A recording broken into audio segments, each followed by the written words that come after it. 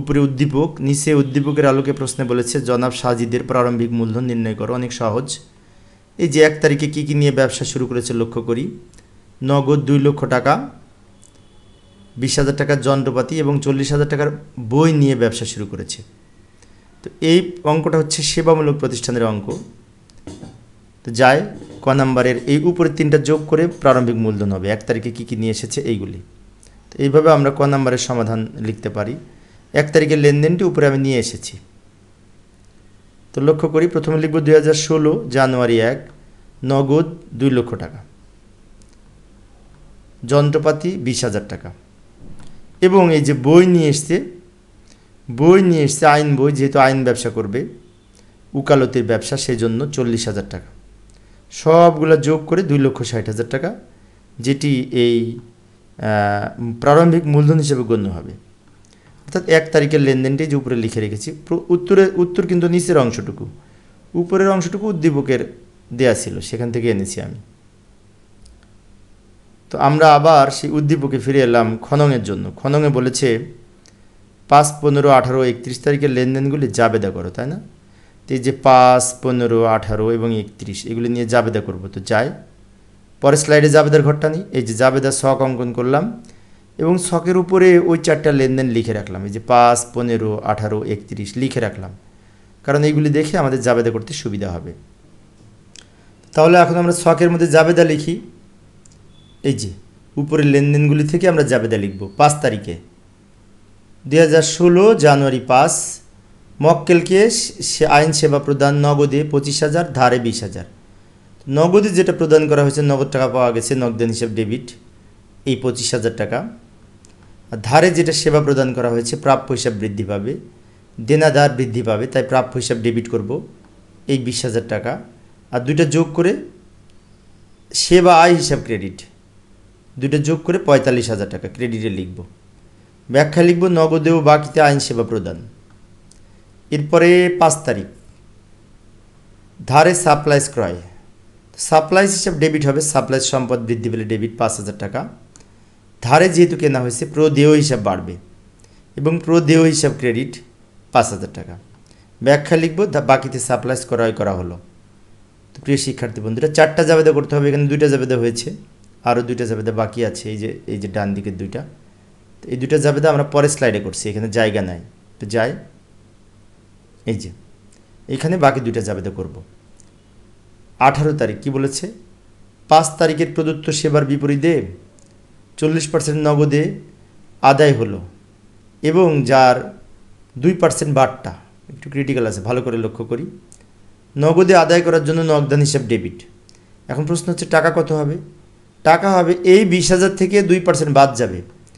20,000-এ 2% 400 টাকা। তাহলে 20,000 থেকে 400 টাকা বাদ দিলে 19,000। তো এই যে জানুয়ারি 18, 2016 জানুয়ারি 18 তারিখ আমরা তারিখের ঘরে লিখলাম। এখন কি বলছে লক্ষ্য করি, 5 তারিখে প্রদত্ত সেবার বিনিময়ে 40% নগদে আদায় হলো। 5 তারিখে যে বাকি ছিল, এই যে লাল কালার দিয়ে রেখেছি 20,000 টাকা, এই 20,000 টাকা কিন্তু প্রাপ্য হিসাব ডেবিট করেছিলাম, দেনাদার ডেবিট করেছিলাম, সেখান থেকে আমরা টাকা পাবো। তাও আবার 40%, সেখান থেকে আবার 2% বাট্টা বাদ যাবে। ভালো করে লক্ষ্য করি, 20,000 টাকা 40% 8,000 টাকা। সেই 8,000 টাকা আমাদের 2% বাট্টা বাদ দিয়ে বাকি টাকাটা লিখব। 2% বাট্টা হিসাব করলে হয় 160 টাকা। তাহলে 160 টাকা বিয়োগ করলে 7,840 টাকা নগদে পাবো। তো জাবেদা কী করবো, নগদান হিসাব ডেবিট, তারপরে এই বাট্টা হিসাব ডেবিট এবং এই প্রাপ্য হিসাব ক্রেডিট।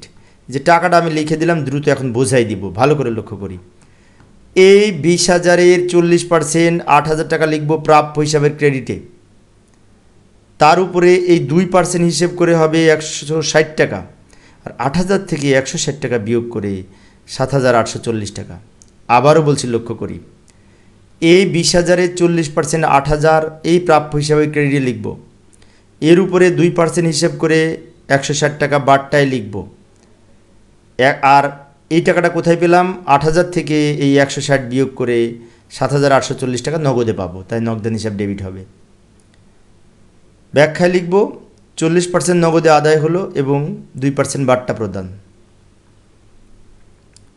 31 তারিখ উপযোগ বিল পরিশোধ। তো উপযোগ খরচ ডেবিট, নগদান ক্রেডিট, এটা আমরা সবাই পারি।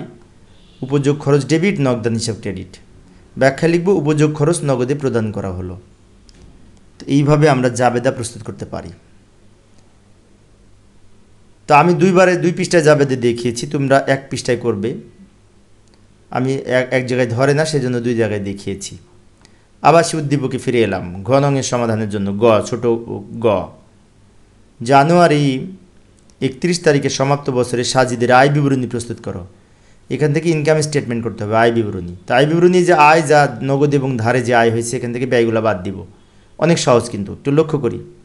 এই যে আমি লেনদেনগুলি আবার উপরে নিয়ে এসে রাখলাম, আয় বিবরণীর সাথে সংশ্লিষ্ট লেনদেনগুলি। তো উপরের অংশটুকু কিন্তু উত্তর না, উত্তর কিন্তু এই যে নিচ থেকে উপরে আমি বোঝার জন্য উদ্দীপকের কিছু অংশ নিয়ে এসে রাখলাম, যাতে আমরা ভালো মতো বুঝতে পারি। তাহলে এর মধ্যে এখন লিখবো, তাই না? প্রথমে আয় সমূহ। এখানে একটি মাত্র আয় আছে, যে মক্কেলকে সেবা প্রদান নগদে এবং ধারে। সেজন্য লিখব নগদে সেবায় এই 25,000 টাকা, বাকিতে সেবায় এই 20,000 টাকা। দুইটা যোগ করে 45,000 টাকা এই ঘরে লিখব, এটি মোট আয়। এখান থেকে লিখব বাদ খরচ সমূহ। খরচ কী কী আছে? এই যে 2 তারিখে পত্রিকায় বিজ্ঞাপন প্রদান, এইটা লিখব বিজ্ঞাপন খরচ বলে, এই 2,000 টাকা প্রথম ঘরে। আবার এই যে ভাড়া প্রদান, এটা লিখব ভাড়া খরচ হিসাব, এই 10,000 টাকা মাঝের ঘরে। সাপ্লাইজ ক্রয়টা আসবে না, সাপ্লাইজ ক্রয় সম্পদ। এই যে এইখানে বাট্টা হয়েছিল, মনে আছে? 2% বাট্টা কেটে কত হয়েছিল? এই 20,000 টাকার 40% 8,000, সেখান থেকে 2% বাট্টা হিসাব করে পাইছিলাম 160 টাকা, জাবেদাই করেছি, কিন্তু ওই টাকাটা লিখব বাট্টা খরচ হিসাব বা প্রদত্ত বাট্টা হিসাবে 160 টাকা। কীভাবে পেলাম? এই 20,000-এর 40% 8,000, তার 2% 160 টাকা। এবং উপযোগ খরচও কিন্তু খরচ, উপযোগ খরচ লিখব 2,000 টাকা। এগুলো হচ্ছে খরচ। আয়গুলো লিখে খরচগুলি বিয়োগ করব। এগুলো সব যোগ করে শেষের ঘরে লিখব 14,160 টাকা, নিচে দাগ দিব। 45,000 থেকে 14,160 টাকা বিয়োগ করে এইখানে টাকা লিখব, এবং এটার নাম হবে নেট মুনাফা। অর্থাৎ এখান থেকে আমরা আয় দুইটা যোগ করলাম, ব্যয়গুলি সব বাদ দিয়ে নেট মুনাফা পাইলাম। এইভাবে আমরা আয় বিবরণী প্রস্তুত করতে পারি। তো প্রিয় শিক্ষার্থী বন্ধুরা, এই ছিল আমার আজকের আলোচনার বিষয়। আমি অল্প অল্প করে আলোচনা করি, যাতে তোমরা ভালো মতো বুঝতে পারো। তো পরের ক্লাসে আরও যে সমস্ত বোর্ডের প্রশ্ন আছে, সেগুলি সমাধানের চেষ্টা করব। দেখার আমন্ত্রণ রইল। পরিশেষে সবাই ভালো থাকবে এবং সুস্থ থাকবে, এই কামনায় খোদা হাফেজ।